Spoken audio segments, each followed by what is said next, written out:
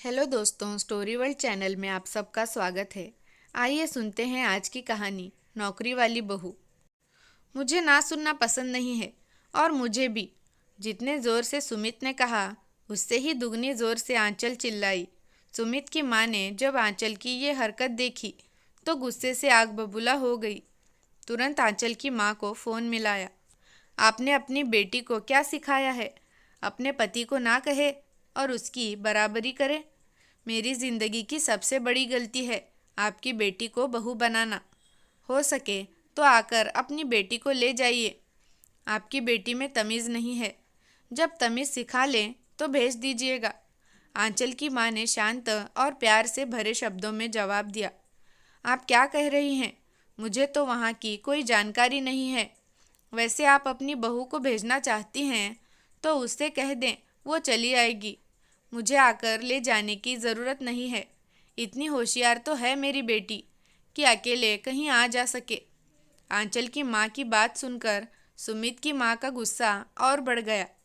माँ के ही इतने शान हैं तो बेटी के क्या ही कहने, और फ़ोन काट दिया। सुमित ऑफिस चला गया और आंचल रसोई के कामों में लग गई। आज आंचल का ऑफिस ऑफ है। आंचल भी वर्किंग है और सुमित भी। सुमित और आंचल की शादी को लगभग 5 महीने हो गए हैं। सुमित ने शादी की बातें करते समय तो कह दिया था कि आंचल की नौकरी से मुझे कोई दिक्कत नहीं है। वो शादी के बाद भी काम करना चाहे तो हम लोगों को कोई समस्या नहीं है। सुमित भी अच्छे कंपनी में कार्यरत है। घर परिवार ठीक ठाक था। संदीप के बड़े भाई की शादी हो चुकी थी और वो काम के सिलसिले में परिवार सहित दूसरे शहर में रहते थे। एक ननद थी, वो भी ससुराल में बसती थी। छोटा ही परिवार था। साथ ही आंचल के काम से उन्हें कोई दिक्कत नहीं थी। दोनों के घर वालों ने शादी के लिए हाँ कह दिया। बड़े ही धूमधाम से आंचल और सुमित की शादी हो गई।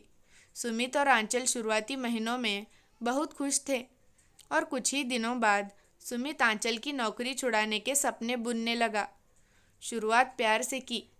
आंचल, सब मेरा मजाक उड़ाते हैं, पत्नी कमाती है, जबकि मेरे सभी दोस्तों की बीवियां जब दोस्त ऑफिस से घर आते हैं तो सज धज कर उनका इंतज़ार करती हैं। तो सुमित, मैं भी तो जिस दिन मेरी छुट्टी रहती है बेसब्री से आपका इंतज़ार करती रहती हूँ। और दिन भर हम ऑफिस में रहते हैं। नहीं, मैं नहीं चाहता कि तुम इतनी मेहनत करो। तुम बहुत नाजुक हो और ऑफिस का प्रेशर जानती हो। मुझे लगता है, क्या मैं तुम्हारी ज़रूरत पूरी नहीं कर सकता जो तुम बाहर काम करती हो? सुमित आंचल पर काम छोड़ने के लिए हर तरफ से दबाव बनाने लगा। आंचल ने कहा, सुमित, तुम जानते हो कि मेरा ऐसा अतिरिक्त खर्चा कुछ भी नहीं है जो आपकी या मेरी कमाई से पूरा नहीं होगा। पर मैंने आज तक काम करना शुरू नहीं किया है। मेरे माता पिता ने मुझे पढ़ाया तो मैं काम कर रही हूँ।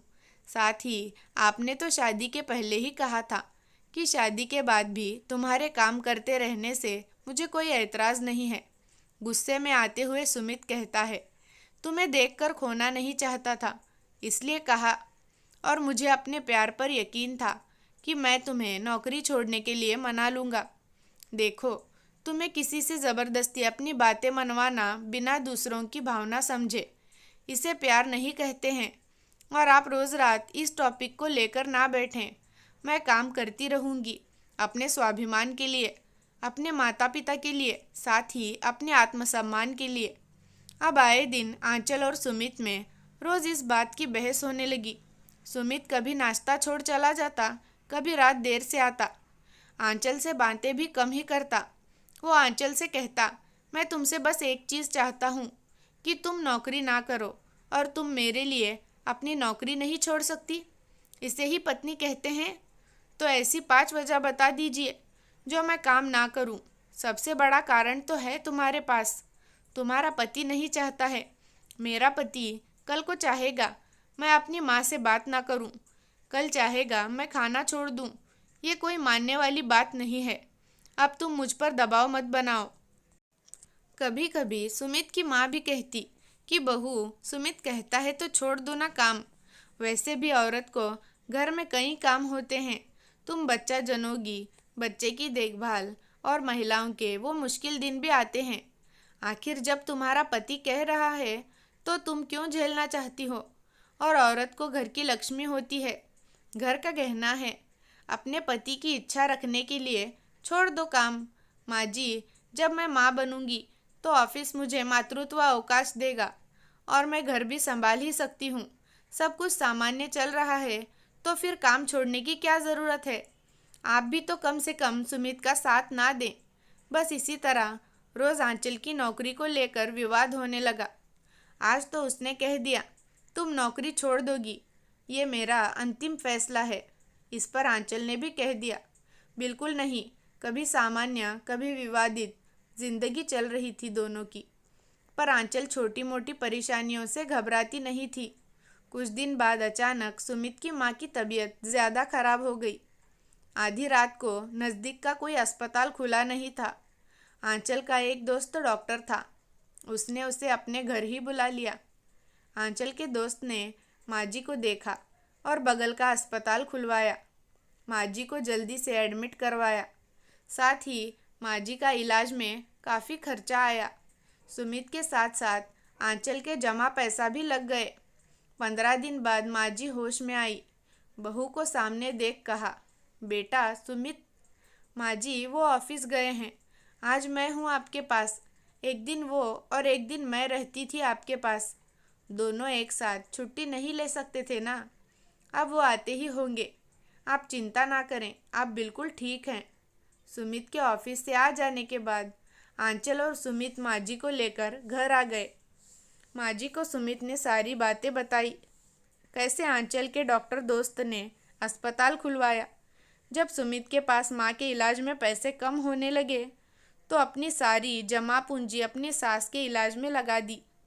कैसे सुमित की नौकरी को भी बचाए रखा और अपना भी ऑफिस जाते रही और तनमन से अपने सास की सेवा की आंचल ने। आंखों में आंसू आ गए सासू माँ के। बेटा, बहू हमारी काम करती है, इससे आज तक हमें कोई परेशानी तो नहीं हुई, पर उसके कामकाजी होने से मेरी जान ज़रूर बच गई।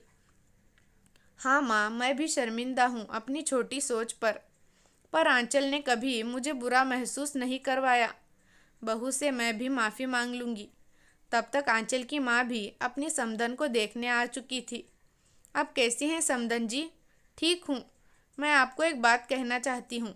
हाँ हाँ, कहिए ना। आपकी बेटी को अपनी बहू बनाकर सबसे बढ़िया काम किया है मैंने। आंचल की माँ की आंखों में भी खुशियों के आंसू थे। उन्होंने कहा, मेरी बेटी हीरा है तो आप जौहरी हैं। हर कोई हीरे को नहीं पहचान सकता। अब आपकी बेटी नहीं, मेरी बहू, आंचल की सास ने कहा। और दोनों समधन हंसने लगी। आंचल चाय लेकर आई। सुमित, आंचल और दोनों समधन ने आज साथ साथ चाय की मिठास को और बढ़ाया। तो दोस्तों, ये थी हमारी आज की कहानी। आपको कहानी कैसी लगी कमेंट करके ज़रूर बताना। और आपका एक पत्नी के कामकाजी होने के बारे में क्या राय है, ये भी कमेंट बॉक्स में ज़रूर बताना। धन्यवाद।